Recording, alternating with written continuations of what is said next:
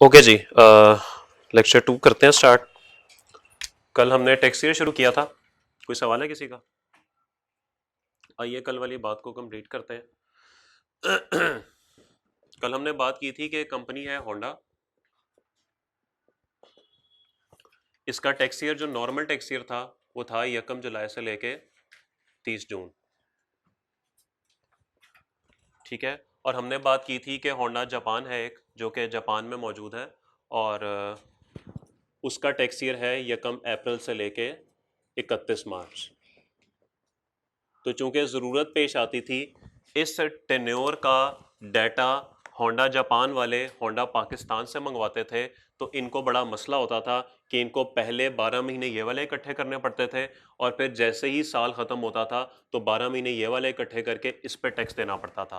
तो इन 12 महीनों का डाटा जापान भिजवाना पड़ता था और इन 12 महीनों का डाटा एफबीआर को देना पड़ता था for the purpose of tax, जिससे बड़े मसले मसाइल होते थे, क्योंकि 12 महीने का डाटा बनाने में, इकट्ठा करने में 1-2 महीने आराम से लग जाते थे।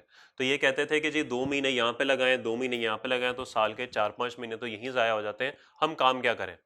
तो इन्होंने फिर कहा था कि हम अपना जो टैक्स ईयर है वो हम कर देते हैं चेंज। ठीक है, और हम 1 जुलाई से 30 जून की बजाय हम 1 अप्रैल से 31 मार्च पे आ जाते हैं। तो कल डेट्स हमने क्या लिखी थी? 1 जुलाई 19 लिखी थी यहाँ पे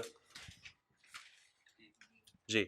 1 जुलाई 2019 से लेके 30 जून 2020 तक का एक टाइम था, और जबकि ये जाना चाह रहे थे कहां पर? ये जाना चाह रहे थे 1 अप्रैल 21 से लेके 31 मार्च 22 तक।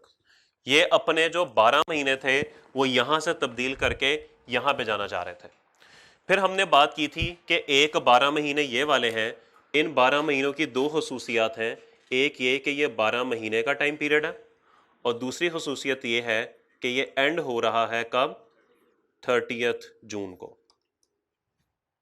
फिर ये वाले 12 महीने थे, इसकी भी दो खसूसियात हमने लिखी थी कि ये भी 12 महीने का पीरियड है और ये ख़त्म हो रहा है ending on any date other than 30 June. ये 30 जून पे ख़त्म नहीं होगा, बल्कि ये 12 महीने 30 जून के अलावा किसी डेट पे ख़त्म होंगे, क्योंकि जो 30 जून पे ख़त्म होगा वो तो यहाँ पे फॉल कर जाएगा, लेकिन जो 12 महीने 30 जून के अलावा होंगे वो यहाँ पे फॉल करेंगे। इसको हमने बोला था कि वो 12 महीने जो 30 जून पे एंड हो रहे हों, इनको हम बोलते हैं नॉर्मल टैक्स ईयर। ठीक होगी बात? और वो 12 महीने जो 30 जून के अलावा किसी भी डेट पे खत्म हो रहे हो, इसकी हमने बात की थी स्पेशल टैक्स ईयर। यहां तक कल हमने बात की थी, और यहीं से हम बात को आगे बढ़ाते हैं। मैं नॉर्मल टैक्स ईयर की डेफिनेशन एक दफ़ा फिर पढ़ लेता हूं। जिनके पास हैंडआउट्स नहीं है वो पीछे टेबल पे पढ़े हैं, वो वहां से ले सकते हैं। किनके पास नहीं है हैंडआउट्स? जी वो ले लीजिए आप टेबल से। ओके जी, नॉर्मल टैक्स ईयर मैं पहले पढ़ने लगा हूं। The tax year shall be a period of 12 months. ये 12 महीने का टैक्स ईयर होगा, एंडिंग ऑन जून 30, जो कि 30 जून पे खत्म होगा। Hereinafter refer to as normal tax year, और आज के बाद इसको नॉर्मल टैक्स ईयर बोला जाएगा। And shall be denoted by the calendar year in which the 30 June falls. और जिस कैलेंडर ईयर में इस नॉर्मल टैक्स ईयर की 30 जून गिर रही है, उसी कैलेंडर ईयर से इस नॉर्मल टैक्स ईयर को डिनोट किया जाएगा। तो ये बात भी आपके साथ हो गई थी कि हम जिस टैक्स ईयर में बैठे हैं ये 1 जुलाई 22 से लेके 30 जून 23 तक का है। ऐसे ही है। हम आज 28 है, 27 है, 27 सितंबर 2022 है, तो शायद हम 1 जुलाई 22 से 30 जून 23 वाले पीरियड में बैठे हैं। तो ये टैक्स ईयर खत्म हो रहा है 30 जून 23 को। तो चूंकि ये कैलेंडर ईयर 2023 में खत्म हो रहा है, इसीलिए इसको टैक्स ईयर 2023 बोला जाएगा। तो ये डिनोट करने की बात भी कल हमने देख ली थी, कल हमने सीख ली थी। स्पेशल टैक्स ईयर पे आइए। Where a person is allowed, अगर किसी शख्स को इजाजत दी जाएगी, क्योंकि बाय डिफॉल्ट सबका ही नॉर्मल टैक्स ईयर होता है, स्पेशल टैक्स ईयर के लिए आपको इजाजत लेनी पड़ती है। ठीक है, यह भी हमने कल थोड़ा सा पढ़ लिया था, आज इंशाल्लाह सारी बात पढ़ेंगे। तो अगर किसी शख्स को इजाजत दे दी जाए कि वो 12 महीने का पीरियड इस्तेमाल कर ले, कौन से 12 महीने? Different from normal tax year, जो कि नॉर्मल टैक्स ईयर से मुख्तलिफ हैं, सच पीरियड, तो ये वाले 12 महीने shall be that persons tax year, उस शख्स का टैक्स ईयर बन जाएंगे। जैसे कि ये रेड में आपके सामने लिखा हुआ है कि ये 12 महीने हैं और ये उन नॉर्मल टैक्स ईयर के 12 महीनों से मुख्तलिफ हैं, और अब ये इस शख्स का टैक्स ईयर बन जाएंगे। Hereinafter refer to as special tax year, और आज के बाद इसको स्पेशल टैक्स ईयर बोला जाएगा।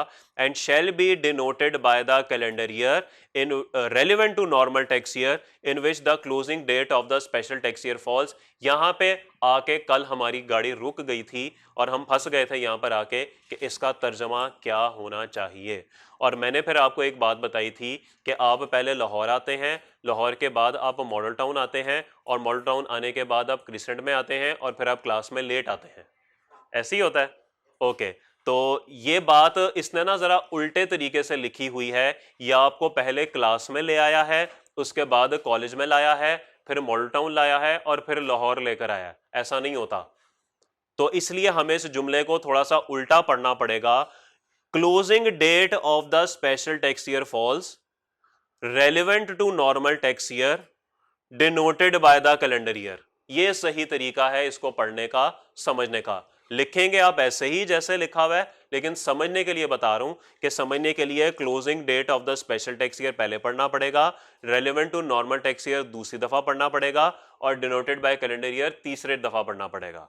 ओके, तो हम बात करते हैं, इसी की मिसाल ले लेते हैं कि ये एक स्पेशल टैक्स ईयर है और यहां पर वो हमें बात करता है closing date of special tax year. मुझे बताइए closing date of special tax year क्या है जी? 31 मार्च। Relevant to normal tax year, मुझे यह बताइए कि ये किस नॉर्मल टैक्स ईयर में फॉल कर रहा है? ये फॉल कर रहा है 1 जुलाई 21 से लेके 30 जून 22 वाले नॉर्मल टैक्स ईयर में। तो पहला काम आपने क्या किया? आपने closing date of special tax year identify की, और उसके बाद आपने दूसरे नंबर पे देखा कि ये क्लोजिंग डेट किस नॉर्मल टैक्स ईयर में फॉल कर रही है, denoted by the calendar year. अब वो कहता है कि भाईजान इस नॉर्मल टैक्स ईयर का जो कैलेंडर ईयर है वो क्या है? 2022। 2022 यही इसका टैक्स ईयर होगा। तो ये जो 1 अप्रैल 21 से 31 मार्च 22 वाला एरिया है, ये टैक्स ईयर 22 है। इसको डिनोट करने का तरीका ये है। हम कुछ मिसालें भी यहां पर लिख लेते हैं। मिसाल के तौर पे अगर मैं आपसे बात करूं कि आपका स्पेशल टैक्स ईयर है 1 सितंबर 2025 से लेके 31 अगस्त 2026 तक, तो क्या आप मुझे बता सकते हैं कि इसका स्पेशल टैक्स ईयर क्या होगा? यही 3 बातें लगाएं। सबसे पहले क्लोजिंग डेट आइडेंटिफाई करें। क्लोजिंग डेट क्या है जी? 31 अगस्त 2026। ये 31 अगस्त 2026 किस नॉर्मल टैक्स ईयर में फॉल कर रही है? ये फॉल कर रही है 1 जुलाई 26 से लेके 30 जून 27 वाली डेट पे। और इस 30 जून 27 का फिर क्या कैलेंडर ईयर बनता है जी? ये कैलेंडर ईयर बनता है जी 2027। तो ये टैक्स ईयर है 2027। कुछ बात समझ आ रही है कि जो पहली है वो भी जा रही है? ओके, मजीद कुछ मिसाल लेते हैं। मिसाल सर उधर ही रख दीजिए आप, जज़ाकल्लाह। 1 जनवरी 2016 से लेके 31 दिसंबर 2016, क्या ये 12 महीने हैं? क्या ये 12 महीने हैं? क्या ये 30 जून के अलावा किसी डेट पे एंड हो रहे हैं? तो ये स्पेशल टैक्स ईयर है। मुझे बताइए इसको डिनोट किस तारीख से किस साल से डिनोट किया जाएगा?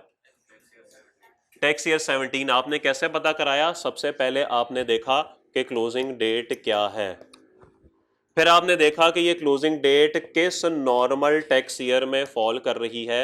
आपको पता लगा कि ये 1 जुलाई 16 से लेके 30 जून 17 वाले नॉर्मल टैक्स ईयर में फॉल कर रही है। और फिर तीसरे नंबर पे आपने देखा कि ये 30 जून 17 कैलेंडर ईयर 17 है, तो ये टैक्स ईयर 17 है।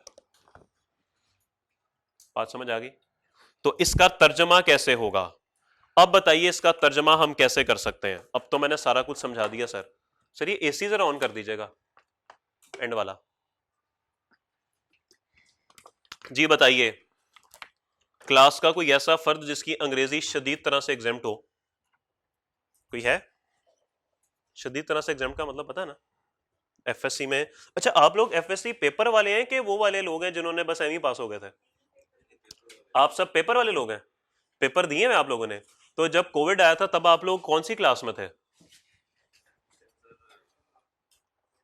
ये मुझे डाउट हो रहा है क्योंकि मुझे लग रहा है आप सारे वही लोग हैं जिनकी एफएससी जो है ना वो एमई पास हो गई है। एमई से मुराद ये है कि वो एग्जाम्प्ट वाले लोग, एग्जाम्प्ट वाले हैं आप आज मुझे लग रहा है सारी एग्जाम्प्ट वाले हैं।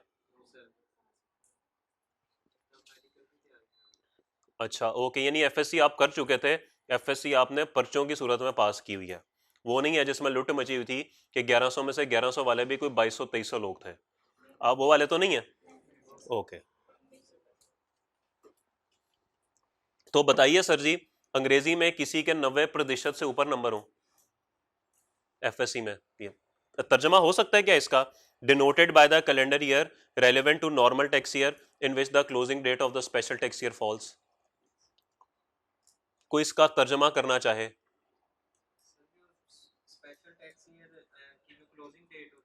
क्लोजिंग डेट का उर्दू बता दें। जी, तारीख पे तारीख, आखिरी तारीख, सॉरी आखिरी तारीख। जी नॉर्मल टैक्स ईयर में फॉल करती है, जी जो नॉर्मल टैक्स ईयर का वो कैलेंडर ईयर होता है जी। वो उसका स्पेशल ईयर उसमें कौन? आपने टैक्स पहले पढ़ा हुआ है कि नहीं? पक्की बात है, एक क्लास भी नहीं ली? पक्की? अच्छा, पहली दफा स्टार्ट किया है जी। आपने तर्जमा जो है वो 90 बल्कि सारे ही ठीक बताया।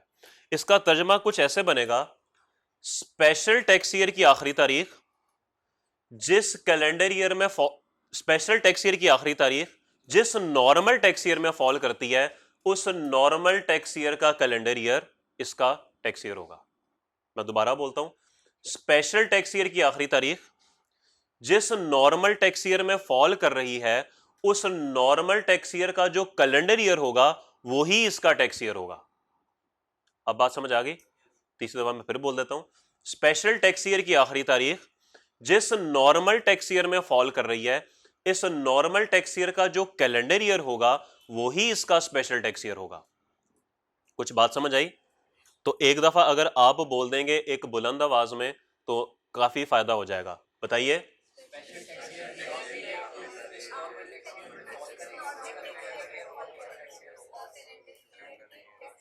अब साथ वाले को बताएं, और तुझे पता है कि स्पेशल टैक्स ईयर की आखिरी तारीख जिस नॉर्मल टैक्स ईयर में फॉल करती है, उस नॉर्मल टैक्स ईयर का होता है, वो टैक्स ईयर होता है। बताएं साथ वाले को। यार बता ना साथ वाले को, यार आप मुझे बताएं यार, बताएं साथ वाले को, आप बताएं सारे।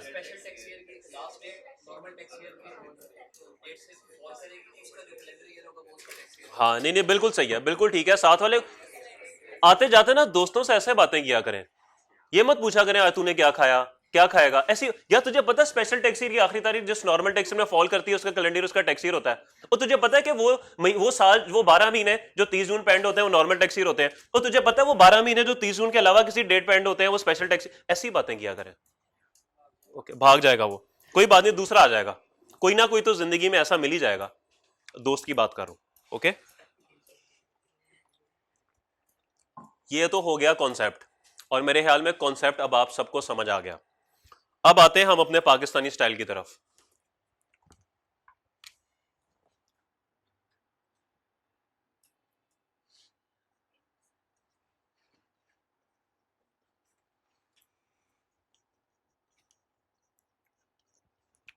कौन सा स्पेशल टैक्स ईयर है ये? स्पेशल टैक्स ईयर बता दे।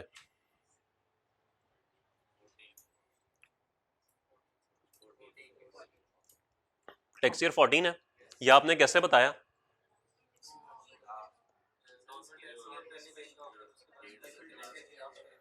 हाँ ठीक है, स्पेशल टैक्स ईयर की आखिरी तारीख जिस नॉर्मल टैक्स ईयर में फॉल कर रही है वो नॉर्मल टैक्स ईयर है 1 जुलाई 13 से लेके 30 जून 14। तो 30 जून 14 है तो 14, टैक्स ईयर 14। ओके, आपने ना एक काम करना है, इसके बाद कौन सी 30 जून आती है? 30 जून 14, टैक्स ईयर 14, पाकिस्तानी स्टाइल। इसके बाद कौन सी 30 जून आती है? Tax year 17। इसके बाद कौन सी 30 जून आती है? Tax year 27। कोई भी डेट उठा के देख लें, ये तो नॉर्मल। इसके बाद कौन सी 30 जून आती है? तो टैक्स ईयर 22। ठीक है, बात समझ आ गई?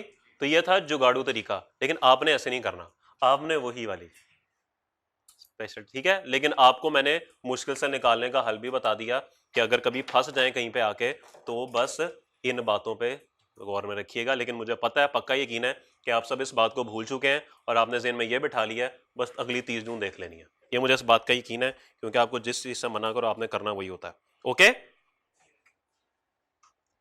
चलें जी आगे चलते हैं, लेट्स मूव फॉरवर्ड। बात रह गई ये जो बीच में वक्त बचा इसकी एक ही खसूसियत है भाई कि ये 12 महीने से कम का वक्त होता है। 12 महीने से कम का, हमेशा ये 12 महीने से कम होगा, ये कभी भी पूरे 12 महीने नहीं हो सकता। 11 महीने 29 दिन भी हो सकता है, लेकिन 12 महीने पूरे नहीं हो सकते। ये बात हमेशा ज़हन में रखिएगा। और ये कब पीरियड आएगा, जब आप नॉर्मल से स्पेशल पे आ रहे होंगे या कभी स्पेशल से नॉर्मल पे जा रहे होंगे, तो ये बीच में कुछ वक्त आएगा जो कि आपको बैलेंस करने के लिए गुजारना पड़ेगा। ओके, इसको बोलते हैं ट्रांजिशनल टैक्स ईयर। ट्रांजिशन कहते हैं ना, आप एक ट्रांजिशन के फेज में हैं, एक जगह से दूसरी जगह पे शिफ्ट हो रहे हैं, इसको बोलते हैं ट्रांजिशनल। तो यहां से वर्ड निकला ट्रांजिशनल टैक्स ईयर। ओके, इसकी तारीफ लिखी हुई है पॉइंट नंबर 9 में, सफा नंबर 30, जो इस वक्त आपके सामने है। हैंडआउट्स नहीं है तो आप पीछे से ले सकते हैं हैंडआउट्स। ओके, पॉइंट नंबर 9 में क्या कहता है जी, where the tax year of person changes. अगर किसी शख्स का टैक्स ईयर चेंज होता है, जो कि हमारे सामने मिसाल में चेंज हो रहा है, द पीरियड बिटवीन, वो वक्त जो दरमियान में होगा, किसके दरमियान में, the end of last tax year prior to change, tax year change होने से पहले। ये देखिए द पीरियड बिटवीन, क्या लिखा हुआ है सर जरा पढ़े, the end of prior tax year, the end of last tax year. Okay, मुझे बताइए जो आखिरी टैक्स ईयर हमारा खत्म हुआ, क्या वो ये नहीं था? और चेंज से पहले जो पिछला टैक्स ईयर था, क्या ये उसका एंड नहीं था? क्या ये and of last tax year नहीं है? बताइए, क्या मैं गलत कह रहा हूं? मैं सही कह रहा हूं ना? ऐसे ही है। ओके, उसके बाद क्या कहता है जी, and the date on which the changed tax year commences, और वो तारीख जिस पे बदला हुआ साल शुरू होता है। तो बदला हुआ साल तो यहां पे शुरू होता है, changed tax year commences, commences कहते हैं शुरू होना। तो वो कहता है कि वो पीरियड जो पिछले टैक्स ईयर के इख्तिताम पे और बदले हुए साल के शुरू के बीच वाला होगा, उसको ट्रांजिशनल टैक्स ईयर कहा जाएगा। क्या बात समझ आती है? पढ़ लें दोबारा। Where the tax year of person changes, अगर किसी शख्स का टैक्स ईयर चेंज हो गया, द पीरियड बिटवीन, वो जो वक्त होगा दरमियान में, किसके दरमियान में, the end of last tax year prior to change, change होने से पहले का जो टैक्स ईयर होगा उसका एंड, यानी कि 30 जून, and the date on which the change tax year commences, और वो तारीख जिस पे हमारा बदला हुआ साल शुरू हो रहा है, यानी 1 अप्रैल, shall be treated as a separate tax year, इसको एक अलहदा साल समझा जाएगा, to be known as transitional tax year. और आज के बाद इसको ट्रांजिशनल टैक्स ईयर कहा जाएगा। याद रखिएगा, नॉर्मल टैक्स ईयर की रिटर्न अलहदा जाती है, रिटर्न से मुराद है टैक्स कैलकुलेशंस, अलहदा टैक्स पे करना होता है। स्पेशल टैक्स ईयर का टैक्स अलहदा पे करना होता है, ट्रांजिशनल टैक्स ईयर का अलहदा पे करना होता है। ठीक होगी बात? ये बात समझ आ गई? तो इन सब की टैक्स कैलकुलेशंस अलहदा अलहदा होंगी और आपको सब का टैक्स जो है वो अलहदा अलहदा जमा कराना पड़ेगा। बात समझ आती है? कोई सवाल किसी का है तो वो पूछ सकता है। सॉरी, फिर बताइए। 30 जून जी, नहीं, इनके बीच में, यानी कि ये जो आपका साल शुरू होगा, ये आपका साल शुरू होगा ट्रांजिशनल वाला 1 जुलाई 20 है ना, ये 1 जुलाई 20 से लेके 31 मार्च 21, ये वाला टाइम पीरियड। ठीक है, 30 जून नॉर्मल में चली जाएगी, 1 अप्रैल इधर आ जाएगी, और 31 और 1 जुलाई इधर ट्रांजिशनल में रह जाएंगी। ठीक है मेरे भाई, समझ है? ओके, कोई सवाल? कोई सवाल नहीं है, सब समझ आ गया, पक्की बात है? ओके ओके भाई, let's move forward then. Tax years हमारे कंप्लीट हो गए। अब कुछ बातें हैं मजीद करनी है। आपके सामने सफ़े पे एक टेबल बना हुआ है जिस पे पर्सन्स और अकाउंटिंग ईयर लिखा हुआ है। इसके आखिरी दो कॉलम नहीं देख रहे, हाथ रख दीजिए या कोई चीज रख दीजिए। अब देख के हाथ रख रहे हैं उसका क्या फायदा? सबसे पहले बताइए, पर्सन है जी होंडा एटलस कार्स, इसका अकाउंटिंग ईयर है 1 अप्रैल 2009 से लेके 31 मार्च 2010। बताइए ये नॉर्मल टैक्स ईयर है कि स्पेशल टैक्स ईयर है? ओके, और ये टैक्स ईयर कौन सा है? कैसे पता लगा आपको? फिर वही सारी बात है, मना किया कि ये नहीं करना, ये कॉन्सेप्ट अप्लाई करना है, फिर सर इसके बाद 30 जून 10 आ रही है तो 10 ही होगा। चलें ठीक है, जुगाड़ ही सही, लेकिन आपको आना चाहिए। मिस्टर एहसन, जुलाई 10 से लेके 30 जून 11, ये नॉर्मल टैक्स ईयर और ये कौन सा टैक्स ईयर है? ये तो 11 है, ये तो नॉर्मल टैक्स ईयर, ये तो हमें पता है। जीईएफ फर्म, जनवरी 1 2010, दिसंबर 31 2010, स्पेशल टैक्स ईयर है। और कौन सा टैक्स ईयर है? 11। क्यों 11 है? क्योंकि इसके बाद 30 जून 11 आती है। ठीक है, सही जा रहे हैं आप। एबीसी कंपनी, 1 अक्टूबर 9, 30 सितंबर 10, स्पेशल टैक्स ईयर। और इसके कौन सा टैक्स ईयर है? 2011। अब उस पर सोचना पड़ता है ना, अच्छा आखिरी तारीख, अच्छा नॉर्मल टैक्स ईयर है, नहीं ये ठीक है। इसके बाद 30 जून 11 आ रही है तो ये टैक्स ईयर 11 ही होगा। अच्छा, एक सवाल का जवाब दीजिए,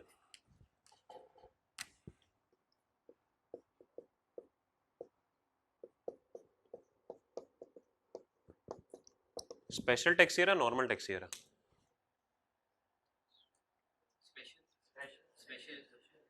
क्यों स्पेशल? जी बिल्कुल, एक दिन का फर्क है भाई। 30 जून के अलावा मैंने बताया 364 दिन बनते हैं। 30 जून का दिन निकाल दें तो 364 दिन बनते हैं।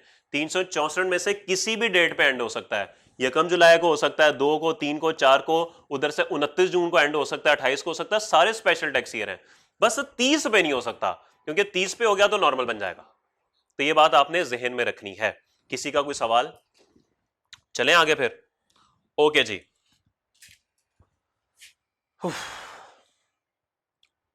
सर पाकिस्तान में कौन कौन से बैंक्स हैं? Allied Bank, MCB, HBL, Bank of Punjab, Dubai Islamic Bank, Standard Chartered Bank, Meezan Bank. बस काफी हैं, बहुत हो गए। चले जी, ये बैंक्स हैं। इन सब का जो टैक्स ईयर है, मिसाल के तौर पे वो 1 जुलाई से लेके 30 जून है, यानी कि नॉर्मल टैक्स ईयर। इतने में इसमें एक बैंक मिसाल के तौर पे स्टैंडर्ड चार्टर्ड उठता है और कहता है कि मुझे इससे इख्तलाफ है, मुझे ये वाला टैक्स ईयर नहीं चाहिए, मुझे एक स्पेशल टैक्स ईयर चाहिए। मिसाल के तौर पे 1 जनवरी से लेके 31 दिसंबर। अब स्टैंडर्ड चार्टर्ड यहां से उठा और यहां पर आ गया। मसला सबको है या मसला एक को है? मसला एक को है। तो जब एक बंदे को मसला हो ना, तो एक बंदे को बोलते हैं पर्सन्स, पर्सन या पर्सन्स। ओके, लेकिन अगर सभी उठ के कह दें कि हम सबको इस तारीख से मसला है, फिर सबको मसला है, तो इन सबको कलेक्टिवली बोलते हैं क्लास ऑफ पर्सन्स, कि ये तो पूरी बरादरी कोई मसला है। ओके, अब मिसाल है समझाने के लिए कह रहा हूं, all characters are purely fictitious, any resemblance is purely coincidental. फुप्पो को अक्सर मसला होता है खानदान में, पर्सन को मसला होता है, क्लास ऑफ पर्सन को होता है? पर्सन को। लेकिन अगर फुप्पो के साथ ताया, चाचू, खाला, मामू सबको मसला हो जाए तो पर्सन है कि क्लास ऑफ पर्सन है? फिर क्लास ऑफ पर्सन है। तो समझाने के लिए था, वैसे तो बड़ी अच्छी होती हैं फुप्पो, मामू, चाचा, खालू सब बहुत अच्छे होते हैं। ऐसी पता नहीं आप लोग कहां कहां से बातें सुन लेते हैं। ओके, बात समझ आ गई? तो मेरे जी, हाँ नहीं, दो भी पर्सन ही होते हैं। जब तमाम लोग आ जाए ना, उनको क्लास ऑफ पर्संस कहते हैं। अभी कुछ अरसे में आपको ये बात समझ आ जाएगी, मुझे सिर्फ 5-7 मिनट दे दें आप। अब प्रॉब्लम ये है कि जब किसी एक बंदे को मसला होगा और उसने अपना टैक्स ईयर चेंज कराना होगा तो उसका तरीकाकार मुख्तलिफ है। लेकिन अगर तमाम लोगों को कोई मसला होगा तो उन्होंने अपना टैक्स ईयर चेंज कराना होगा तो उनका तरीकाकार थोड़ा मुख्तलिफ है। याद रखिएगा, अगर एक बंदे को मसला हो और एक बंदे ने अपना टैक्स ईयर चेंज कराना हो तो ये जाता है कमिश्नर के पास और कहता है भाई मुझे मसला है, मेरा टैक्स ईयर चेंज कर दो। अगर इन तमाम क्लास ऑफ पर्सन को मसला होगा और इन्होंने अपना टैक्स ईयर चेंज कराना होगा, ये जाएंगे बोर्ड के पास कि भाई हम सब इकट्ठे होकर आए हैं, हम सबको मसला है। जैसे अगर आप सबको अगर कोई मसला होगा तो आप इकट्ठे होकर मेरे पास नहीं आएंगे, आप प्रिंसिपल साहब के पास जाएंगे, और अगर एक आधे को मसला होगा वो शायद मेरे पास आ जाएगा। ठीक है, तो बेसिकली इस तरीके से चीजों को अंडरस्टैंड करने की कोशिश करें कि कल मैंने आपको हायरार्की पूरी लिखवाई थी, बोर्ड सबसे ऊपर होता है, तो तमाम लोगों का मसला बड़ा मसला होगा ना, इसलिए वो बोर्ड के पास बड़े लोगों के पास जाएगा। ओके, चलें जी, पहले बात करते हैं अगर क्लास ऑफ पर्संस ने अपना टैक्स ईयर चेंज कराना है तो उसका तरीका वारदात क्या होगा। Point number 2A, the board in case of class of persons, मैं 2 पढ़ रहा हूं पहले, the board in the case 2A का 2 पढ़ रहा हूं। The board in the case of class of persons, class of persons के केस में बोर्ड क्या करेगा, और कौन से class of persons, having a normal tax year, ऐसे क्लास ऑफ पर्संस जिनका नॉर्मल टैक्स ईयर है, मे परमिट, वो इजाजत दे सकता है। मे का मतलब है कि उसकी मर्जी है, इजाजत देना चाहे तो दे दे, जरूरी नहीं है। To use a special tax year, official gazette को छोड़ें, बाद में बात करते हैं।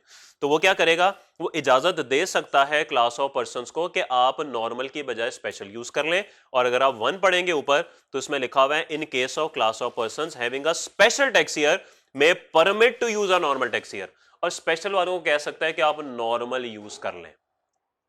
असल में होता ही है कि जब तमाम लोग आ जाते हैं ना, तमाम लोगों से मुराद है एक एक फर्द। Lahore chamber of commerce and industry, या लाहौर को निकाल दें, chamber of commerce and industry का नाम आप लोगों ने सुना ही होगा।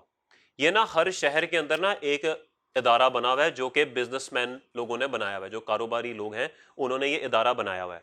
इस इदारे का मकसद क्या है, देखिए, अगर किसी टेक्सटाइल इंडस्ट्री की बात कर लें, या बैंकिंग इंडस्ट्री की बात कर लें, या शुगर इंडस्ट्री की बात कर लें, अगर इन सबको कलेक्टिवली कोई मसला होता है ना तो ये चैम्बर ऑफ कॉमर्स में इकट्ठे होकर ना अपने मसले मसाइल जो है ना वो डिस्कस कर लेते हैं।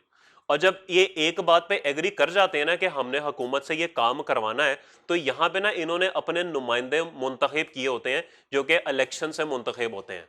वो 5-7 लोग जो हैं फिर जाते हैं प्राइम मिनिस्टर के पास या फाइनेंस मिनिस्टर के पास, क्योंकि अगर पूरे पाकिस्तान के बिजनेसमैन इकट्ठे होकर चले जाएं तो वहां पर तो जगह थोड़ी पड़ जाए। तो इन्होंने अपने चंद मुंतखब निकाले, 5-7 लोग मुंतखब किए होते हैं, और ये जाते हैं इनके बिहाफ पे फिर इनसे मिलने के, सर हमारे मुल्क की शुगर इंडस्ट्री को ये मसला है, हमारे मुल्क की बैंकिंग इंडस्ट्री को ये मसला है, तो अपने मसले मसाइल बयान करते हैं, तो आपकी मेहरबानी है आप हमारा टैक्स ईयर जो है वो 1 जनवरी से 31 दिसंबर कर दें। फिर वो कहते हैं कि अच्छा चलो हम इस बारे में सोचते हैं, या आपके जो हुकूमती अफराद हैं वो ये बात कह देंगे। उसके बाद फिर जब बजट आता है हर साल जून में, तो उस बजट में ये बात लिख दी जाती है कि आज के बाद जो हमारी बैंकिंग इंडस्ट्री है, जितने भी बैंक्स हैं, उन सब का टैक्स ईयर 1 जुलाई से 30 जून की बजाय 1 जनवरी से 31 दिसंबर कर दिया जाता है। और वो बजट फिर छप जाता है, जिसको ऑफिशियल गैजेट बोलते हैं। ओके, यही लिखा हुआ है थ्रू ऑफिशियल गैजेट, यानी कि इन लोगों को कोई अलहदा से एप्लीकेशन नहीं देनी पड़ेगी, इन लोगों को एफबीआर के चक्कर नहीं काटने पड़ेंगे, ये बस बोर्ड को जाके बता देंगे, बोर्ड जो है वो खुद ही जाके ऊपर बात कर लेगा, और बजट में जो ऑफिशियल गैजेट छपेगा उसके अंदर ही सारी बात लिख दी जाएगी, और सब के लिए वो बात इक्वली एप्लीकेबल होगी।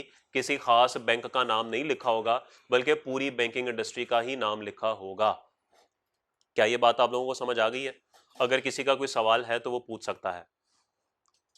तो क्लास ऑफ पर्संस ने जाना है बोर्ड के पास, इकट्ठे होके बोर्ड खुद हुकूमत से बात करेगा, और हुकूमत बजट के अंदर छाप के ऑफिशियल गैजेट के अंदर ये लिख देगी कि आज के बाद इन सब का टैक्स ईयर जो है वो तब्दील कर दिया जाता है। अब बात समझिए, जो सवाल पूछा था कि 2 लोग जाएंगे तो वो क्लास ऑफ पर्सन होगा, नहीं, तमाम देखें, बजट में अगर लिख दिया गया कि बैंकिंग इंडस्ट्रीज का सेक्टर टैक्स ईयर आज के बाद 1 जनवरी से 31 दिसंबर है, तो उसमें तो सारे बैंक्स आ गए, तो इसका मतलब ये है कोई 2 4 5 कोई एक भी रह गया ना तो वो पर्सन ही है। जब ऑफिशियल गैजेट में बात आती है ना वो सब पे इक्वल एप्लीकेबल होती है, फिर उसमें ये नहीं लिखा होता कि 8 बैंक मान लें 4 बैंक ना माने, ऐसा नहीं होगा। तो उसमें सब के लिए ही होती है, कोई नहीं रह जाता उसके अंदर। वो कहते हैं ना कोई रह तो नहीं गया, ऐसा तो नहीं ना कुछ। अच्छा ओके, हंस रहे हैं आप, कुछ याद आया आपको? क्या याद आया सर आपको? अच्छा वो कौन है? अच्छा आप में से कुछ लोग अब छोड़ें, दफा करें, क्या पॉलिटिक्स डिस्कस करनी है, चलें छोड़ें दफा करें। कुछ लोग वैसे बड़े खुश होंगे आजकल, कोई है आप में से बड़ा खुश है आजकल, बड़ा अच्छा हो रहा है सब कुछ, बड़ा जबरदस्त? एनीवन? नहीं नहीं, वैसे एनीवन, वैसे नाम ना लिया करें, बस छोड़ दिया करें। सर आप मुझे खुश खुश लग रहे हैं आजकल, नहीं खुश आप? आप खुश लग रहे हैं, आप भी नहीं खुश? सर आप एंड वाले भाई खुश लग रहे हैं, वैसे खुश हैं, वैसे खुश नहीं है। आप खुश लग रहे हैं कैमरामैन भाई, आप खुश हैं? पक्की बात है, कल तो आप बहुत खुश हो गए होंगे, कुछ लोग आए हैं पाकिस्तान। अच्छा अच्छा, भाई न्यूट्रल को कह रहे हैं, अच्छा ऐसा लफ्ज बोला करें। चले जी, तो अगर आप नीचे देखेंगे तो एक टेबल बना हुआ है, companies manufacturing sugar, class of persons हैं, और आगे लिखा हुआ है स्पेशल टैक्स ईयर 1 अक्टूबर से 30 सितंबर। ये कोई मिसाल नहीं लिखी हुई, बल्कि ये जेन्युइन बात लिखी हुई है कि पाकिस्तान में जितनी भी शुगर इंडस्ट्रीज हैं उनका टैक्स ईयर 1 अक्टूबर से 30 सितंबर है। ठीक है, लॉ में लिखा हुआ है। इसी तरीके से जितनी भी इंश्योरेंस कंपनीज हैं या जितनी भी बैंकिंग कंपनीज हैं, इनका जो टैक्स ईयर है वो 1 जनवरी से 31 दिसंबर बता दिया गया है। ओके, कोई मसला यहां तक? ये तो हो गया जी अगर क्लास ऑफ पर्सन में जाना है। अगर पर्सन ने अपना टैक्स ईयर चेंज कराना है तो ये बात लिखी है पॉइंट नंबर 3 में, पॉइंट नंबर 4 में, 5 में, 6 में, 7 में, 8 में और 11 में। ये सारा प्रोसीजर लिखा हुआ है। मैं प्रोसीजर मुख्तसर बयान कर देता हूं, कल भी बताया था, आज भी बता देता हूं कि जिस शख्स ने, अब एक शख्स की बात हो रही है जिसने अपना टैक्स ईयर चेंज करना है, वो राइटिंग में एप्लीकेशन लिखेगा और कमिश्नर के पास चला जाएगा कि सर मेरा टैक्स ईयर चेंज कर दें, व्हाट्सएप की सहूलत मुयसर नहीं है यहाँ पे। ये कल बात हो गई थी कि आप व्हाट्सएप पे मैसेज नहीं कर सकते कि dear commissioner please change my tax year, वो आगे से रिप्लाई करेगा ओके ब्रो चेंज्ड। ऐसे नहीं होता, ऐसे नहीं होगा। आपको प्रॉपर लेटर हेड पे अपने बिजनेस कॉरेस्पॉन्डेंस करनी पड़ेगी और उस पर आपको कहना पड़ेगा कि मेरा टैक्स ईयर चेंज कर दें, और सिर्फ कहना काफ़ी नहीं है, वजह भी बतानी पड़ेगी। वजह भी बतानी पड़ेगी कि क्यों आप अपना टैक्स ईयर चेंज करना चाह रहे हैं। जब आप वो वजह लेके कमिश्नर के पास जाएंगे तो कमिश्नर उस वजह को अपने पास रख लेगा और उसके बाद आपसे हो सकता है कोई गुफ्तगू शनीद करके कुछ डिस्कस भी कर ले। उसके बाद उसके पास दो ऑप्शंस हैं, या तो वो आपकी रिक्वेस्ट मान ले या उसको ना माने। अगर वो मान लेता है तो मानने के साथ वो कोई शर्त भी लगा सकता है। शर्त किस तरह की हो सकती है? चलो 3 साल के लिए इजाजत दी, चलो 5 साल के लिए इजाजत दी, 2 साल के लिए इजाजत, इस तरह की शर्त लगा सकता है। और अगर इजाजत नहीं देगा तो भाई ये नहीं कहेगा कि मुझे तुम्हारा चेहरा पसंद नहीं आया इसलिए मैं तुम्हें इजाजत नहीं दूंगा। मुनासिब वजह बताएगा, प्रॉपर वजह बताएगा कि भाई इस वजह से मैं तुम्हारी एप्लीकेशन को रिजेक्ट कर रहा हूं। ओके, उसके बाद अगर वजह नहीं दी तो ठीक है, वो तो बात खत्म हो गई। लेकिन अगर उसने आपको इजाजत दे दी है तो इजाजत देने के बाद वो किसी भी टाइम विड्रॉ कर सकता है, उसके पास ये भी इख्तियार मौजूद है। लेकिन विड्रॉ करने से पहले वो सबसे पहले आपको बुला के कहेगा हाँ भी बताओ क्यों ना तुम्हें दी गई इजाजत वापस ले ली जाए। आप अपनी सारा सफाई पेश करेंगे और अगर आप उसको मुतमईन ना कर सके तो वो आपकी इजाजत वापस भी ले सकता है। ठीक होगी बात? तो ये प्रोसीजर है, ये पॉइंट 3, 4, 5, 6 में पढ़ लेते हैं। पॉइंट नंबर 3 के अंदर वो आपको बता रहा है कि अगर आपने नॉर्मल से स्पेशल पे जाना है तो पॉइंट 3 है, और अगर स्पेशल से नॉर्मल पे आना है तो पॉइंट 4 है। ओके, मुझे उम्मीद है कि ये बातें आपको ना मार्च तक याद रहेंगी, इसलिए आप नहीं लिख रहे, आगे आपकी मर्जी। ये जो मैंने हेडिंग बताई है कि 3 के अंदर वो नॉर्मल से स्पेशल पे जा रहा है और 4 में स्पेशल से नॉर्मल पे आ रहा है, ये लिख लें साथ। ओके, सो अ पर्सन में अप्लाई इन राइटिंग, एक शख्स जो है वो राइटिंग में अप्लाई कर सकता है किसको? To the commissioner. किस लिए इजाजत मांगेगा? To allow him to use a 12 months period, कि उसको इजाजत दी जाए क्या मुझे 12 महीने इस्तेमाल करने दें। कौन से 12 महीने? Other than normal tax year, जो नॉर्मल टैक्स ईयर के अलावा होंगे, तो फिर तो वो स्पेशल टैक्स ईयर होगा भाई। As special tax year. ठीक होगी बात। तो आपने एप्लीकेशन देनी है कमिश्नर को कि राइटिंग में अप्लाई करें और 12 महीने का पीरियड इस्तेमाल करने दें जो कि स्पेशल टैक्स ईयर होगा।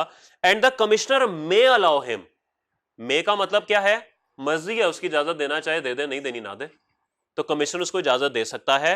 The order will be passed, याद रखिएगा यहां पे कमिश्नर ने जो भी फैसला देना होता है ना उसके लिए ऑर्डर का लफ्ज इस्तेमाल होता है। तो ऑर्डर का मतलब होता है फैसला। जैसे वालिद साहब फैसला दे देते हैं ना, था आज के बाद तुम्हारा 10 बजे के बाद घर से बाहर निकलना बंद, ये वालिद साहब ऑर्डर देते हैं। तो यहां पे कमिश्नर ऑर्डर देता है कि ऑर्डर फैसला दे देगा if the condition below in subsection 5 is fulfilled. वो कहता है कि कमिश्नर अगर 5वें पॉइंट में लिखी गई शराइत को पूरा पाएगा तो आपको इजाजत दे देगा। अब 5 के अंदर लिखी हुई है कंडीशंस, लेकिन कंडीशंस हम भी बाद में पढ़ते हैं, पहले हम पॉइंट नंबर 4 पढ़ लें। पॉइंट नंबर 4 एग्जैक्टली पॉइंट 3 का कॉपी पेस्ट है, बस फर्क सिर्फ इतना है कि यहां पे आप स्पेशल से नॉर्मल पे आ रहे हैं। एक दफा पढ़ लें, देख लें, एक भी लफ्ज का फर्क नहीं होगा। पॉइंट नंबर 4 पढ़ लें।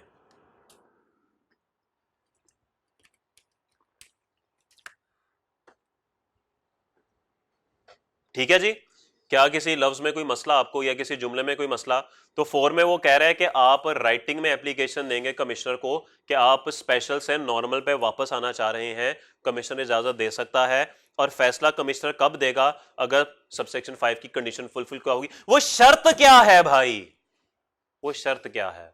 और वो आ गया जिसका सबको इंतजार था। Point number 5, the commissioner shall grant the permission, commissioner इजाजत देगा, किसकी इजाजत? To change the tax year, tax year change करने की इजाजत, फ्रॉम नॉर्मल टू स्पेशल और special to normal, only if the person has shown a compelling need, अगर आपने वाकई जरूरत, अशद जरूरत आपने जाहिर की है तो ही इजाजत देगा।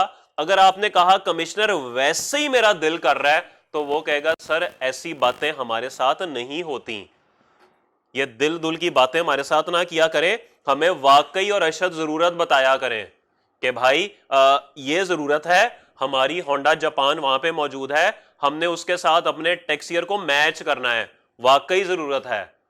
कॉलेज वाले 30 जून पे मारा मारी चल रही होती है, सेशन क्लोज हो रहा होता है, नहीं टाइम होता, 31 अगस्त कर दें, समझ आती है, ये ऐसे दिल कर रहा था, ऐसी बातें यहां पे नहीं होती। ठीक होगी बात। तो जब तक आप ये शर्त पूरी नहीं करेंगे वो आपको इजाजत नहीं देगा।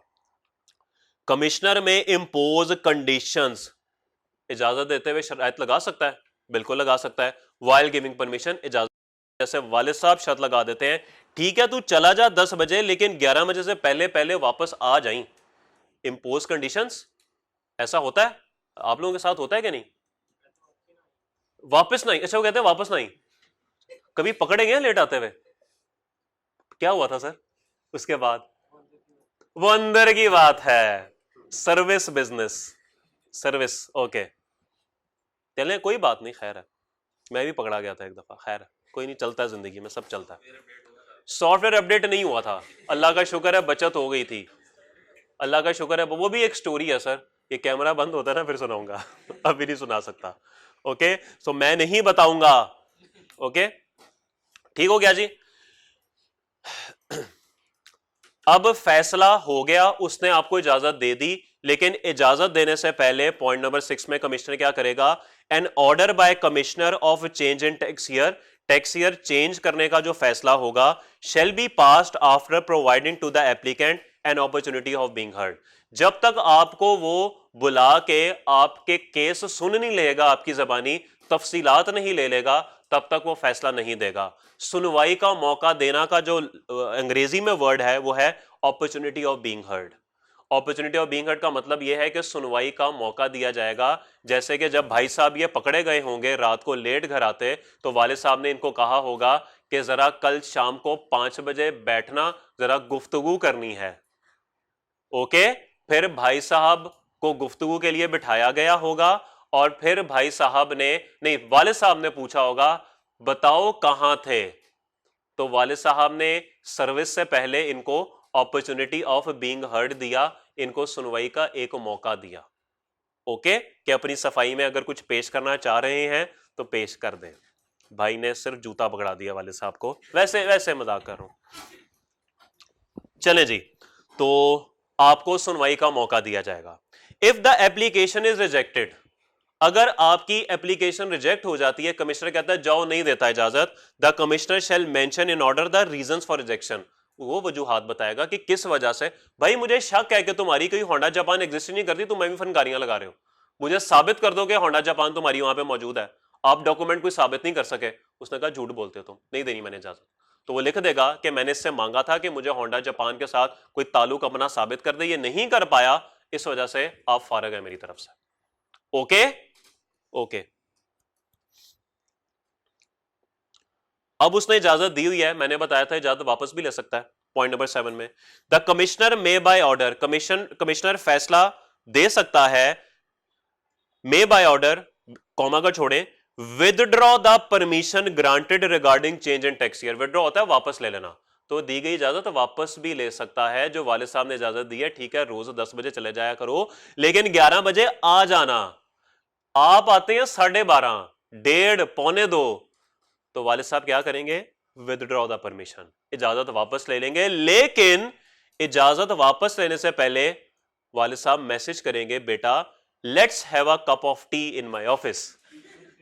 ओके, करेंगे मैसेज, और फिर आप वहां पे जाएंगे। After providing N opportunity of being heard, आपको पहले सुनवाई का मौका दिया जाएगा और फिर आपकी इजाजत वापस ले ली जाएगी। आज के बाद तुम्हारा बाहर निकलना बंद। ठीक होगी बात? बात समझ आ रही है सबको? यहां तक कोई सवाल? ओके जी जी बताइए। जी जी बिल्कुल, इजाजत देने से पहले भी मिलेगी, इनकार कर दिया जाएगा तो देखें होगा क्या। आप एप्लीकेशन जब लेके जाएंगे, एप्लीकेशन अभी हां या ना नहीं हुआ, यहां पे आपको वो अपॉर्चुनिटी देगा। अब यहां पे या तो इजाजत मिल जाएगी या इजाजत नहीं मिलेगी। इजाजत नहीं मिलेगी तो वो आपको रीजंस ऑफ रिजेक्शन बता देगा। अगर इजाजत मिल गई है तो ये किसी भी टाइम विदड्रॉ हो सकती है, तो विदड्रॉ के टाइम पे फिर अपॉर्चुनिटी ऑफ बीइंग हर्ड मिलेगी।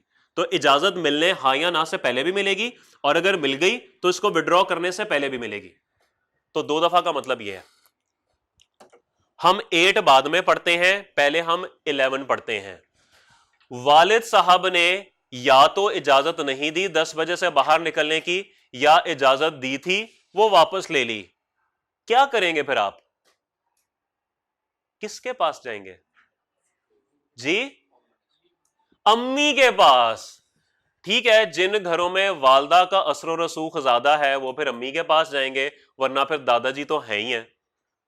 देखिए दादाजी, आपका बेटा मुझे ना रात को 10 बजे के बाद निकलने की इजाजत नहीं दे रहा। ऐसे करते हैं आप लोग? आप लोग करते हैं ऐसे? दादाजी को जाके शिकायत तो लगाते होंगे ना, दादी को जाके शिकायत लगा देते होंगे, देखें आपके इजाजत नहीं दे रहे मुझे। ऐसे करते हैं आप लोग? करते हैं? कभी नहीं किया? क्यों? कभी दादा दादी को नहीं कहा कि ये अपने बच्चों को समझाएं? क्या किस तरह के बच्चे रखे हैं जी? अच्छा अच्छा, ओके ओके, माजरत। ठीक है, नहीं वो आजकल के बच्चे जो है ना छोटे वाले, वो तो जाके बता देते हैं। वो मेरी बेटी है 5 साल की, वो तो जाके मेरे अब्बू को कह देती है, मेरी अम्मी को कह देती है, देखें आपका बेटा मुझे ये चॉकलेट नहीं खाने दे रहा। वो तो कह देती है। और वो साथ छोटा 2.5 साल का एक है, उससे भी 2 हाथ आ गया, वो पीछे पीछे चलता रहता है उसके कि इसको मिल गया तो मुझे भी मिल गई इजाजत। ठीक है, तो बहरहाल आजकल के बच्चे तो ऐसे ही हैं। किसी ने मुझे कहा था कि जो जो हमारी वाली जनरेशन है ना, आपकी वाली नहीं, हमारी वाली जनरेशन, वो अपने माँ बाप को भी सॉरी बोलती है, अपने बच्चों को भी सॉरी बोलती है। ठीक है, हमने मार खाई भी हुई है, ऊपर से भी हम नीचे से भी खा रहे हैं। अजीब है, हम पता नहीं, चले कोई नहीं, खैर है। अजीब जनरेशन है वैसे हमारी भी। हमने मोबाइल के बगैर का भी टाइम देखा हुआ है, मोबाइल के साथ भी देखा हुआ है, इंटरनेट के बगैर भी टाइम देखा हुआ है, इंटरनेट के साथ भी देखा हुआ है, हर तरह की चीज देखी हुई है। तो बह भी रगड़े जा रहे हैं हम फजूल में, लेकिन चले कोई बात नहीं, खैर है। तो अगर पर्सन, पॉइंट नंबर 11 पढ़ रहा हूं, a person dissatisfied with any order of commissioner, अगर कोई शख्स कमिश्नर के फैसले से मुतमईन ना हुआ। क्यों मुतमईन नहीं होगा? या तो यहां पे इजाजत नहीं मिली होगी एप्लीकेशन के बाद, या फैसला दे के उसने इजाजत वापस ले ली होगी। May file a review application to the board, वो फिर बोर्ड के पास जाएगा, दादाजी के पास। कैसे बच्चे रखे हुए आपने दादाजी, इजाजत ही नहीं देते मुझे, या इजाजत दे के वापस ले लेते हैं। ये ले मेरी एप्लीकेशन दादाजी, और जरा बात करें इनसे, इनको मनाएं कि भाई मेरा टैक्स ईयर चेंज करें। ओके, अब दादाजी जो है ना, वो बस आखिरी हाल है। अगर वो मान गए तो मान गए, अगर वो ना माने तो फिर दुनिया में कोई ऐसा जगह नहीं है जहां पे जाके आप अपनी केस लेके जाएं, फिर आखिरत का इंतजार करें, फिर आखिरत की अदालत है। The decision by the board shall be final, board का फैसला खत्म ही होगा। उसने आपको टैक्स ईयर चेंज करने की इजाजत दे दी, आपकी किस्मत, ना दी तो सब्र शुक्र है, आगे आप कहीं नहीं जा सकते। ठीक होगी बात? कोई सवाल? 8वां पॉइंट रह गया। ओके, ये आपके सामने एक मिसाल लिखी हुई है। मुझे एक चीज सोच के बताइए कि अगर आपने अपना टैक्स ईयर होंडा ने चेंज कराना होगा 1 अप्रैल से 31 मार्च, तो वो एप्लीकेशन किस वक्त लेके जाएगा? आपके ख्याल में कब एप्लीकेशन लेके जाना चाहिए उसे? यहां पे कि यहां पे? नॉर्मल में, ट्रांजिशनल में कि स्पेशल में? सर यहां पर जाएगा, अप्रूव होगा तो ये कॉन्सेप्ट आगे लगेगा ना, अदरवाइज तो लगेगा ही नहीं। तो शायद यहां कहीं पे हम कह देते हैं एप्लीकेशन जो है वो देगा, प्रोसेस चलेगा, हो सकता है यहां पर आके उसकी एप्लीकेशन अप्रूव हो जाए कि ठीक है जी, आप 1 अप्रैल से 31 मार्च का टैक्स ईयर बना लें, स्पेशल टैक्स ईयर बना लें। फैसला आ गया, इस फैसले का इतलाक कब से होगा? आता ना शाम को 6 बजे पेट्रोल की कीमतें 200 रुपया बढ़ा दी गई, आता है, और उसके बाद एक और पट्टी चलती है, कीमतों का इतलाक रात 12 बजे होगा। ऐसे होता है? ऐसे ही होता है, यही मतलब होता है ना इसका। यानी कि आप 6 बजे फैसला आ चुका है कि कीमतें बढ़ गई हैं, लेकिन कीमतों रात 12 बजे के बाद बढ़ेंगी। आप इस 6 घंटे के दौरान पेट्रोल डलवा लें, वो पुराने रेट पे मिलेगा, ठीक है? 12 बजे के बाद इतलाक हो जाएगा। तो सर यहां पे भी आपका फैसला तो आ जाएगा, लेकिन इतलाक यहां पर नहीं होगा, इतलाक यहां से शुरू होगा। ठीक होगी बात? ये बात समझ आ गई? अब पढ़ लें point number 8, an order of change in tax year, tax year change करने का जो फैसला है शैल टेक अफेक्ट, इसका इतलाक कब से होगा? From first day of special tax year, special tax year का जो पहला दिन है वहां पे इस फैसले का इतलाक होगा, एप्लीकेबल यहां से होगा। या अगर आप स्पेशल से नॉर्मल पे आ रहे हैं तो इसके आगे जो नॉर्मल होगा उसका पहला दिन, एज द केस में भी, जो भी केस है। किसी का कोई सवाल? किसी का कोई सवाल? सब अच्छा है? That is all for tax year.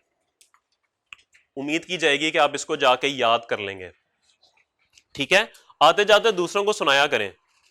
जुमा पढ़ने के बाद कागज ये मस्जिद के बाहर भी आप लोग बांट सकते हैं, ताकि पढ़ते पढ़ते आपको याद रहे। ये भी ऑप्शन अवेलेबल है। मोहल्ले में भी आप बांट सकते हैं, या ये भी हो सकता है घर से रोटियां लेने जाएं तो इस सफ़े की कॉपी करा के पढ़ते जाएं, उसी में रोटियां रख के तो वापस ले आएं।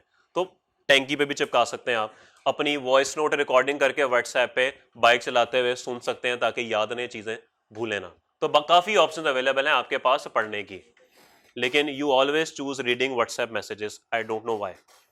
ओके, सब अच्छा है जी? सब अच्छा है भाई? बता रहा पढ़ते हुए? टेक्स सीए में खुद आए थे, किसी ने भेजा था? अब्बू ने कहा था मेरा बेटा बड़ा होके सीए बनेगा, या मेरा बेटा अभी सीए बनेगा? किस टाइम वाले साहब ने कहा था? शुरू से ही कहते थे। ओके, मेरी तो वाले साहब की ना एक तो लड़ाई, वो वाली लड़ाई नहीं, वो एक होती ना वैसे लड़ाई, टेंशन वाली लड़ाई, वो चल गई थी जब मैंने अब्बू को कहा था कि मैंने सीए करना है। मैं फर्स्ट ईयर में था जब मैंने वाले साहब को बोला था, उन्होंने कहा वो होता ही नहीं, वो भी तूने सीए करना, छोड़ दफा कर, क्या करना है। खैर वो सारी जिंदगी उन्होंने कभी वो मेरे स्कूल में पेरेंट टीचर मीटिंग में नहीं आए, उनको पता था कुछ ना कुछ कर ही लेगा। वो जब मैं सीए में आया ना तो आना शुरू कर दिया उन्होंने, हर पेरेंट टीचर मीटिंग में आ जाते थे, टेंशन मुझे पड़ जाती थी। लेकिन है चलो, अल्लाह ने इज्जत रख ली। अब कहते हैं ठीक ही किया तूने, अभी इंजीनियर बनता तो ख्वार हो रहा होता। ठीक है, वो खुद इंजीनियर है असल में, तो उनकी ख्वाहिश थी कि मेरा बेटा भी इंजीनियर बने, और मैं छोड़ के आ गया था इंजीनियरिंग। चले खैर है, चले आगे चले। आप तो इंजीनियरिंग छोड़ के नहीं आए हुए, एंट्री टेस्ट दिया था आपने यूईटी वगैरह का? आपने दिया था? अच्छा अच्छा, आप आए ही ओके ओके, ठीक। चले ठीक है, जिधर अल्लाह ने नसीब लिखा होता है उधर पहुंच ही जाते हैं सब। चले जी अगले सफे पे आइए, हम सेक्शन 81 बाद में पढ़ेंगे, हम पहले पढ़ेंगे सेक्शन 82 रेजिडेंट इंडिविजुअल। आज एक बात आपके सामने लिखने लगूं, इस बात को सुन लीजिए। ये रेज ना करूं सर, ओके। मसला बताऊं कि मेरे भाई मैं हूं लेफ्ट, मैं आगे आ जाऊंगा, आपको नजर कुछ नहीं आएगा। चलें कोई बात नहीं, कोशिश करते हैं।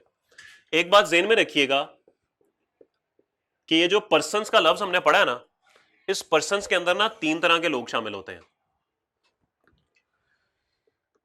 एक होते हैं जी इंडिविजुअल। इंडिविजुअल से क्या मुराद है जी? आप इंडिविजुअल हैं, मैं भी एक इंडिविजुअल हूं, और आसिफ अली जरदारी साहब भी इंडिविजुअल हैं, नवाज शरीफ साहब भी इंडिविजुअल हैं। मैंने आपको पहले बता दिया all characters are purely fictitious, okay, any resemblance is purely coincidental. Imran Khan sahab भी एक इंडिविजुअल है। वैसे ही नाम ज़हन में आ रहे हैं, मैंने लिख दिया, पता नहीं कौन है ये लोग। फिर आ जाती है एओपी, जिसको आप कहते हैं एसोसिएशन ऑफ पर्संस, और आसान अल्फाज में आप बोलते हैं पार्टनरशिप फर्म। दो दोस्त खाने गए शवारमा, और जब तक शवारमे का ऑर्डर नहीं आया, अच्छा ये 5 मिनट में 6 शवारमे बेच चुका है, अगले 5 मिनट भी 6 बेचेगा, घंटे में ये 70 बेच चुका है, एक दिन में तो ये 200 शवारमे, ओए छूट सीए को 5.5 लाख तो ये कमा लेता है महीने का। ये सब ने जिंदगी में सोचा हुआ है, सब ने जिंदगी में किया हुआ है, या तो समोसे खाते हुए, या बर्गर खाते हुए, या शवारमा खाते हुए, माने या ना माने सबने ये काम जरूर किया हुआ है। ओके, फिर आप दोनों ने सोचा हम भी एक शवारमे की दुकान खोलेंगे, पार्टनरशिप फर्म, एओपी कहते हैं उसे, टेक्निकल लफ्ज है उसके लिए एओपी, एसोसिएशन ऑफ पर्संस। या फिर थोड़ा मुनज्जम तरीके से कारोबार कर ले, उसको बोलते हैं कंपनी। इन दोनों में फर्क क्या है जी? इसमें भी 2 या 2 से ज्यादा लोग होते हैं। ये रजिस्ट्रार है यहां पर एक, उनके पास जाकर रजिस्टर होती है। कंपनी, इसमें एक बंदा सिंगल मेंबर कंपनी खोल सकता है, लेकिन समझने के लिए समझें यहां पे भी 2 या 2 से ज्यादा लोग होते हैं, लेकिन ये जाते हैं एससीसीपी के पास। तो सिर्फ रजिस्ट्रेशन का, कागजात का फर्क है, जिसकी वजह से वो कंपनी बन जाती है या एओपी बन जाती है। सिर्फ कागजात के रजिस्ट्रेशन का फर्क है, बाकी कोई फर्क नहीं है। यही लोग अगर एससीसीपी में चले जाएंगे तो कंपनी बन जाएगी, और यही लोग अगर रजिस्ट्रार के पास चले जाएंगे तो एओपी बन जाएगी। तो बस ये फर्क है।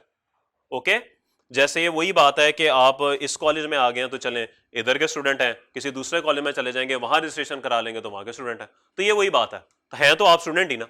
तो यहां पे भी ये बिजनेस के तरीके ही हैं पर्सन ही, लेकिन आप एक जगह पे रजिस्ट्रेशन करा लेंगे तो एओपी बन जाएंगे, एक जगह पे रजिस्ट्रेशन करा लेंगे तो कंपनी बन जाएंगे। ओके होगी बात, सब अच्छा है। तो पर्सन में ये 3 लोग आते हैं। आज के बाद आपने ये बात जहन में रखनी है। और एक आपकी अच्छी खबर सुना दूं या बुरी खबर सुना दूं। अच्छी खबर यह है कि ये आपके कोर्स में नहीं है, और बुरी खबर यह है कि ये दोनों आपके कोर्स में है। ओके, तो इंडिविजुअल और एओपी की बात होगी, कंपनी की बात न्यूमेरिकली नहीं होगी। कहीं कहीं थ्योरेटिकल बात है, वो टेस्ट हो सकती है, लेकिन कंपनी न्यूमेरिकली टेस्ट नहीं हो सकती। ओके मेरे भाई, परेशान परेशान लग रहे हैं, पक्की बात है। सर कहां के रहने वाले हैं आप? कितना टाइम लगता है सर? अब तो सुना है वहां पे कोई रोड बन गया, स्कर्दू हुंजा रोड जी। रावलपिंडी से 18 घंटे लगते हैं, और लाहौर से कितना टाइम लगता है? 26 घंटे। यार मैंने तो हिसाब लगाया था तो तकरीबन कोई 18 घंटे बन रहे थे लाहौर से। हुंजा की बात कर रहा हूं, स्कर्दू की बात नहीं कर रहा। अच्छा, अब तो सुना है रोड बन गया तो 2.5-3 घंटे में फासला तय हो जाता है, क्या ये बात दुरुस्त है?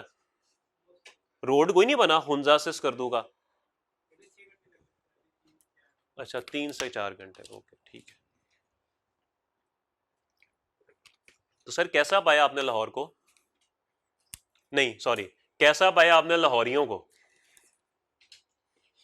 भाई चुप कर गए, मुझे आपका जवाब मिल गया है, रास्ते गलत बताते हैं। अच्छा, असल में ना उनको ना खुद भी नहीं आते रास्ते, लेकिन वो ना इनकार नहीं करना चाहते। वो कहते हैं कि नहीं हेल्प हो जाए किसी की। तो थोड़ा सा ना पॉजिटिव रहा करें, नेगेटिव ना सोचा करें, ऐसी जिंदगी अपनी अजीरन बनाएंगे आप। आइए जी रेजिडेंट इंडिविजुअल पे सबसे पहले हम बात करेंगे इंडिविजुअल की। एक कॉन्सेप्ट है जी रेजिडेंट का और नॉन रेजिडेंट का। ये मैं आपको क्यों पढ़ा रहा हूं, आपने 2 से 3 दिन मेरे से ये सवाल नहीं करना कि मैं आपको ये क्यों बता रहा हूं कि रेजिडेंट क्या होता है, बस समझ लें रेजिडेंट क्या होता है। 2 से 3 दिनों में इस बात का जवाब आपको खुद ही मिल जाएगा कि रेजिडेंट मैंने आपको क्यों पढ़ाया था या नॉन रेजिडेंट मैंने आपको क्यों पढ़ाया था। जो हजरात पहले टेक्स्ट पढ़ चुके हुए हैं, इस सेक्शन में इस दफा एक चेंज आई है सेक्शन 82 में, तो वो जरा देख लें। आप में से तो कोई भी नहीं है जिसने टेक्स्ट पढ़ा हो, कि किसी ने पढ़ा हुआ है? बस ठीक है, फिर खैर है, चलें ऑनलाइन हो सकता है कोई हो। कब समझा जाएगा इंडिविजुअल को resident? An individual shall be a resident individual. एक इंडिविजुअल को रेजिडेंट इंडिविजुअल समझा जाएगा फॉर अ टैक्स ईयर एक टैक्स ईयर में if the individual is present in Pakistan, individual Pakistan में मौजूद है फॉर अ पीरियड ऑफ, कॉमे को छोड़ें, 183 डेज और मोर इन द टैक्स ईयर। एक टैक्स ईयर में अगर एक इंडिविजुअल पाकिस्तान के अंदर 183 या उससे ज्यादा दिन गुजार लेता है तो उस टैक्स ईयर में वो शख्स पाकिस्तान में रेजिडेंट तस्वुर किया जाएगा। क्या आपको बात समझ आ गई कि अगर एक शख्स पाकिस्तान के अंदर 183 या उससे ज्यादा दिन एक टैक्स ईयर में गुजार ले तो उस टैक्स ईयर के हिसाब से उस शख्स को रेजिडेंट इंडिविजुअल समझा जाएगा। ओके सर, अगर आप इजाजत दें तो क्या मैं इतना हिस्सा मिटा सकता हूं, ये वाला, ये मैं मिटा दूं इतना हिस्सा?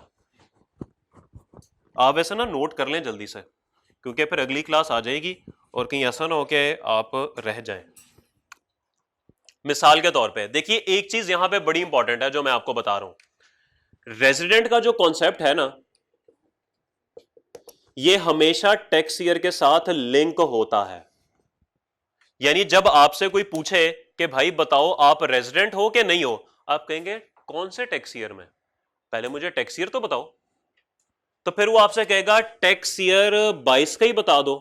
तो जैसे ही वो टैक्स ईयर 22 कहेगा ना, तो फौरन आपके जहन में आ जाना चाहिए कि टैक्स ईयर 22 का मतलब तो 1 जुलाई 21 से 30 जून 22 है। हाँ, अगर उसने स्पेशल टैक्स ईयर बाद में कह दिया नहीं नहीं नहीं ये तो नॉर्मल है, स्पेशल यहां से यहां, फिर आपको वो खुद बता देगा, फिर वो आपको खुद बता देगा। अगर उसने आपको खुद कुछ नहीं बताया, सिर्फ टैक्स ईयर का जिक्र किया, तो ऑब्वियस बात है कि नॉर्मल टैक्स ईयर है। तो इसका मतलब यह है कि जब उसने आपसे सवाल पूछा आप रेजिडेंट है कि नहीं है, और आपने अगला सवाल पूछा भाई कौन से टैक्स ईयर में, उसने कहा टैक्स ईयर 22 में, तो आपको पता लग गया कि ये इस पीरियड की बात कर रहा है।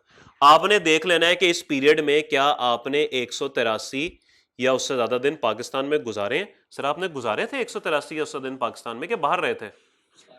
सारी जिंदगी यहीं पे है भाई। तो नेक्स्ट लेवल पे चले गए कि सर आप साल की बात करते हैं, मैं पूरी जिंदगी रेजिडेंट रहा हूं। लेकिन चले हम साल की बात करते हैं, तो चूंकि आपने गुजारे थे आप रेजिडेंट बन गए। लेकिन चले 2 मिनट के लिए, सर आपका नाम? बिलाल। बिलाल भाई, मिसाल के तौर पे बिलाल भाई से सवाल हुआ आप रेजिडेंट हैं कि नॉन रेजिडेंट हैं। इन्होंने सवाल किया किस साल में, हमने कहा टैक्स ईयर 2022 में बता दें। इन्होंने कहा अच्छा यानी आप बात करते हैं 1 जुलाई 21 से लेके 30 जून 22 की। मैं ना आपको सोच के बताता हूं। इन्होंने सोच के अपना पासपोर्ट खोला, और यार हंस रहे हैं आप, पासपोर्ट जब खोला तो पता ये लगा कि ये भाई साहब 1 जुलाई 21 से लेके 30 नवंबर 21 तक स्विट्जरलैंड में पाए जाते थे। ओ भाई खुद देख रहे हैं कि ये कैसे हो गया सर। इंशाल्लाह होगा सर, जाएंगे आप इंशाल्लाह। नहीं नहीं सर, हकीकत में भी होगा इंशाल्लाह, मेहनत करें, अल्लाह ताला सलाह जरूर देगा। वैसे भी अल्लाह ताला कहता है जमीन की सैर करो, तो सैर करने आपको बिल्कुल जाना चाहिए, सैर ही करने जाइएगा बस। ओके, तो स्विट्जरलैंड ये भाई पाए गए। अब ये भाई कहेंगे अच्छा ये एरिया तो ये हिस्सा तो पाकिस्तान से निकल गया, अब बाकी के दिन, तो बाकी के दिन कितने बनते हैं जी, कितने दिन बनते हैं बाकी जो पाकिस्तान में गुजारे इन्होंने? मंथ्स पे नहीं जाना, यही मैं आपके मुंह से उगलवाना चाह रहा था, मंथ्स पे नहीं जाना। पाकिस्तान में रहे ये दिसंबर, जनवरी, फरवरी, मार्च, अप्रैल, मई और जून, क्या यही महीने रुके? ऐसे ही है। मुझे बताइए दिसंबर के कितने दिन बनते हैं? 31। 31 दिन पाकिस्तान में। जनवरी के 31, फरवरी के 28, मार्च के 31, अप्रैल के 30, मई के 31, जून के 30। इन सबको टोटल करें, करें टोटल। एक एक दिन गिनना पड़ेगा आपको। यह महीनों वाला चक्कर नहीं है कि 7 महीने तो 7 इंटू 30 कर दें, नो, एक एक दिन काउंट करना है आपने। करें सारे एक एक दिन काउंट। अभी तो मैंने आसान डाटा लिया, अभी तो मैं डाटा मुश्किल करूंगा। ठीक है भाई, 211 दिन भाई ने पाकिस्तान में 211 दिन गुजारे। क्या ये 183 से ज्यादा है या कम है? तो ये पाकिस्तान में रेजिडेंट तस्वुर होंगे, लेकिन सिर्फ टैक्स ईयर 22 में। उसके बाद इनसे सवाल हुआ अच्छा बिलाल साहब जरा टैक्स ईयर 21 के बारे में तो बताएं। इन्होंने कहा अच्छा टैक्स ईयर 21 की बात करते हो, तो फिर तो ये 1 जुलाई 20 से लेके 30 जून 21 की बात कर रहे हो। फिर भाई ने पासपोर्ट खोला और भाई को पता लगा कि 1 जुलाई 20 से लेके 30 सितंबर 20 तक ये भाई साहब पाए जाते थे जर्मनी। उसके बाद ये इन्होंने 1 अक्टूबर को उड़ान भरी और 31 जनवरी तक ये भाई साहब दुबई में पाए जाते थे। और फिर ये भाई साहब 1 फरवरी 21 को 30 जून 21 तक पाकिस्तान में पाए जाते थे। अब पाकिस्तान वाले दिन गिने, फरवरी के कितने दिन? 28। मार्च के कितने दिन? अप्रैल के कितने दिन? मई के कितने दिन? जून के 30। बताइए 150 दिन। 183 से ज्यादा या कम? तो इन्होंने कहा ओहो 21 में तो मैं नॉन रेजिडेंट था भाई, लेकिन 22 में मैं रेजिडेंट हो गया था। तो ऐसा बिल्कुल हो सकता है भाई, 1 साल में रेजिडेंट, 1 साल में नॉन रेजिडेंट। ठीक होगी बात? कुछ बात समझ आनी शुरू हुई है? ठीक है, तो बेसिकली ये कानून है जो कि आपने यहां पर देखना है कि एक टैक्स ईयर में आपने क्या पाकिस्तान में 183 या उससे दिन गुजारे हैं या नहीं। ठीक होगी बात? और कुछ मिसालें देखते हैं जी। अब मैं सिंपल मिसाल लिखने लगूं। मिसाल के तौर पे बिलाल साहब की मिसाल ले लेते हैं। बिलाल साहब 1 जनवरी 21 से लेके 31 अक्टूबर 21 तक पाकिस्तान में रहे। बताइए रेजिडेंट है नॉन रेजिडेंट है? दिन गिन के बताइए कितने दिन बनते हैं।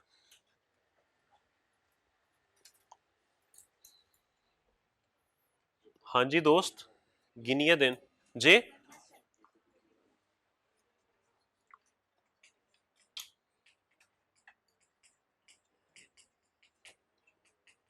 सर आप तो बैठ जाए, मुझे तो सजा मिली है, आपको किस बात की सजा मिली है? हाँ, बैठ जाए आराम से सुकून से। हाँ। जी 303 दिन तो रेजिडेंट हो गए ये। ओके, पहला गैर खत्मी गैर सरकारी नतीजा आ गया। आगे बताइए। नॉन रेजिडेंट कितने दिन बने? 181। ओके, दूसरा गैर खत्मी गैर सरकारी नतीजा 303। जी भाई